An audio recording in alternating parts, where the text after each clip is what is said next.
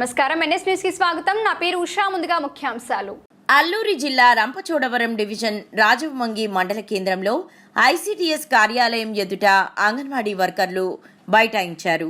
ఈ సందర్భంగా anganwadi union president కలింకోట Venkatalakshmi మాట్లాడుతూ అంగన్వాడీ వర్కర్లకు, హెల్పర్లకు జీతాలు పెంచాలని, గ్రాట్యుటీ సదుపాయం కల్పించాలని అన్నారు. మినీ అంగన్వాడీ కేంద్రాలను అప్గ్రేడ్ చేయాలని, 164 అంగన్వాడీ సూపర్వైజర్ పోస్టులు భర్తీ చేయాలని డిమాండ్ చేశారు. నా పేరు వెంకటలక్ష్మి. నేను anganwadi workers and helpers union కార్యదర్శిని.